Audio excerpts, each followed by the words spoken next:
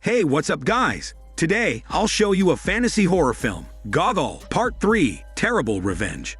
Spoiler ahead, watch out and take care. The movie starts with Dr. Vodka, a drunken doctor who cannot accept the fact that his dear friend Gogol died during his encounter with an evil spirit. The blacksmith tells his daughter Vasilina the sad truth that Gogol passed away. She then bursts into tears and runs away. They are brokenhearted because they believe that Gogol is a good man. In the police station, the police chief is talking to his assistant.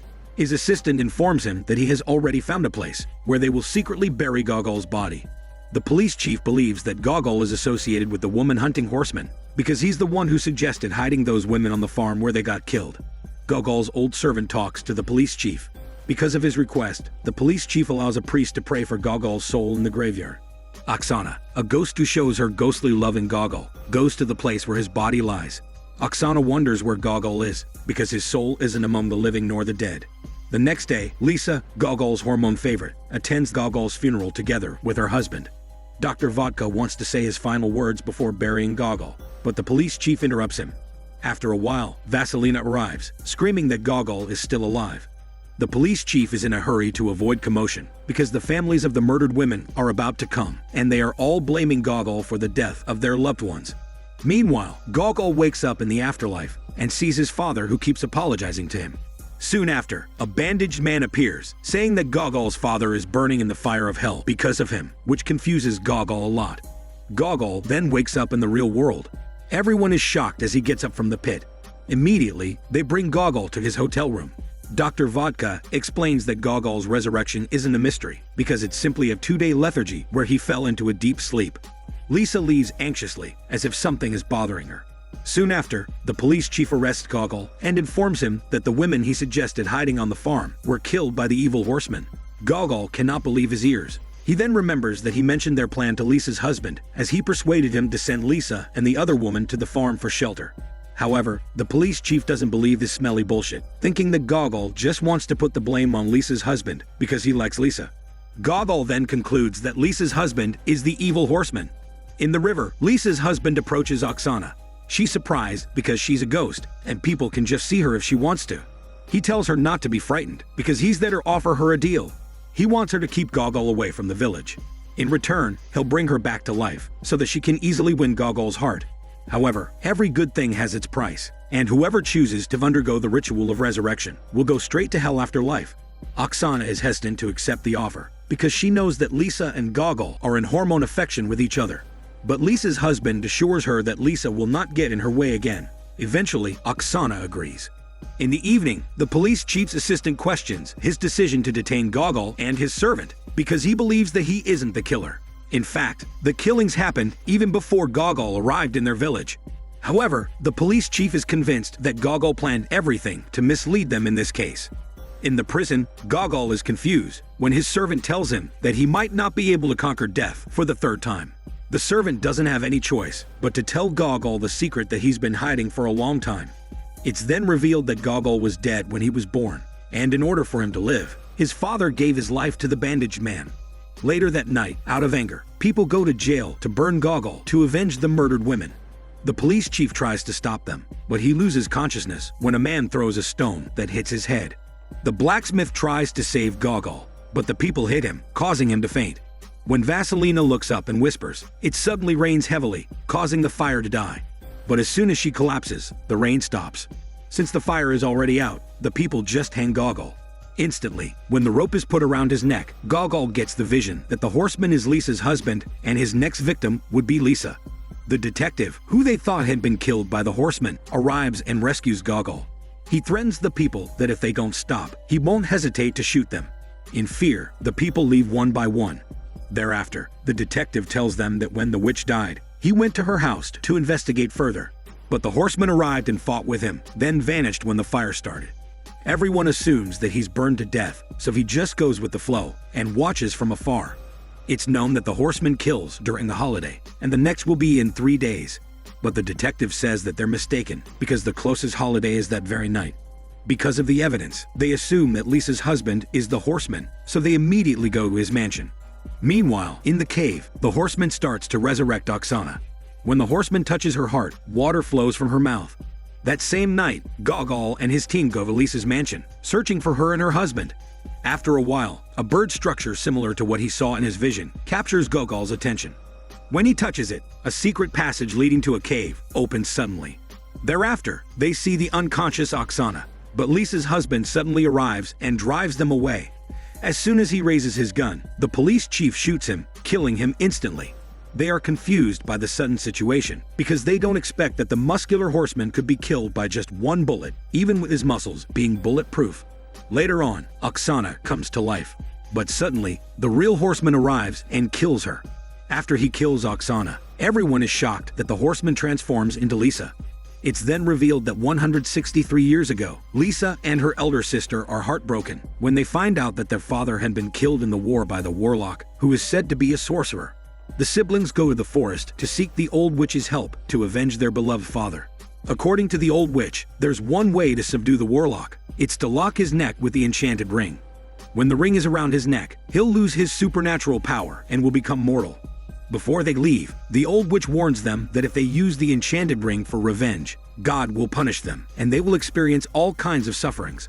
But the siblings are determined to avenge their father, so they immediately take the enchanted ring and leave. Lisa then comes up with a plan, using her horny sister as a hormone bait to seduce the warlock, so they can get close to him. That same night, they secretly enter the warlock's place. Then Lisa pretends to be a soldier, offering the warlock a captured woman. As soon as they enter his house, the warlock tongue massages the sister intensely. While he's distracted, Lisa puts on the enchanted ring around his neck, which weakens him. Finally, they successfully capture the warlock. Then they decide to take a rest at the cliffs, before they go to the military base. Warlock feels that the sister likes him, so he uses her feelings to deceive her. He then tricks her into removing the enchanted ring, so they can both escape and live together. The sister falls for it, but luckily, Lisa wakes up when her sister is about to remove the ring. The siblings intensely fight, but the sister slips off the cliff and dies. Out of anger, Lisa beheads the warlock. However, the beheaded warlock suddenly curses Lisa to have eternal suffering. In order to survive, Lisa needs to kill 12 women and one person who has been resurrected. Afterward, Lisa transforms into the evil horseman.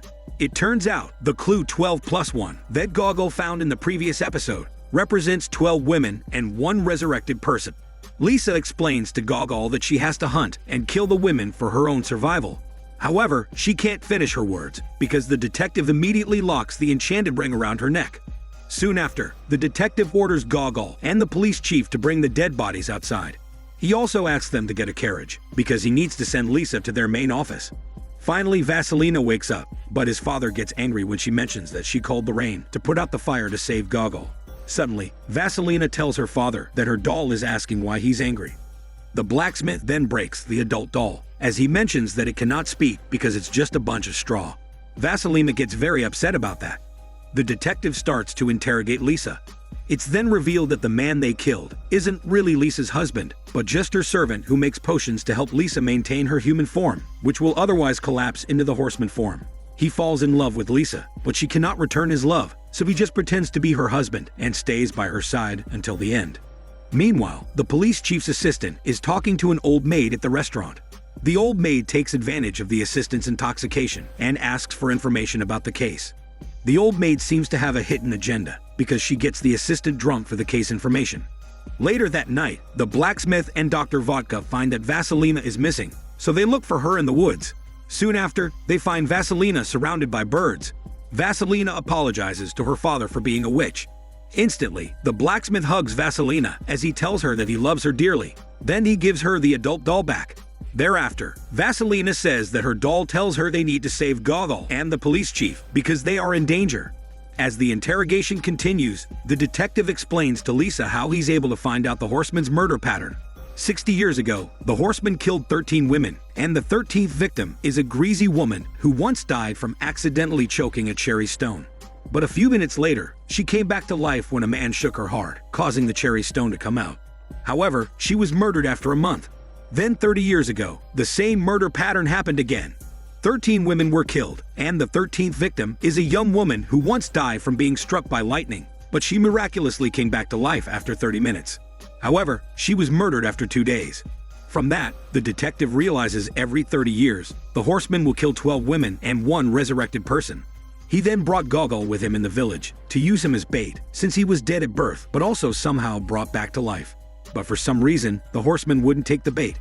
Instead, the Horseman resurrected Atone and killed her again. Lisa then admits that she wasn't able to kill Gogol because she has feelings for him. Afterward, the detective discloses that he'll hand her over to a secret society. He admits that he's a part of the secret society, which aims to know the secret to eternal life, and they think Lisa knows the secret. Lisa doesn't want to share it, so the detective threatens her that they will hurt Gogol if she doesn't cooperate. Unbeknownst to the detective, Gogol and the police chief hear his confession. To stop the detective's dark intention, the police chief shoots Lisa. To rescue Lisa, Gogol removes the enchanted ring around her neck.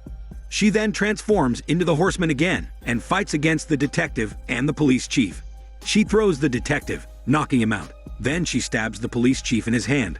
Lisa admits to Gogol that she loves her and asks for his forgiveness. But Gogol expresses his disappointment because she killed innocent people. While they are talking, the old maid in the restaurant arrives. It's then revealed that the old maid is Lisa's sister. When she died, the devil allowed her to go back to the living world and seek revenge on Lisa. He turned her into an old lady to make sure she'll not enjoy her stay on Earth, and her youth can only be restored if she succeeds in her revenge. Using black magic, the sister lifts Lisa into the air.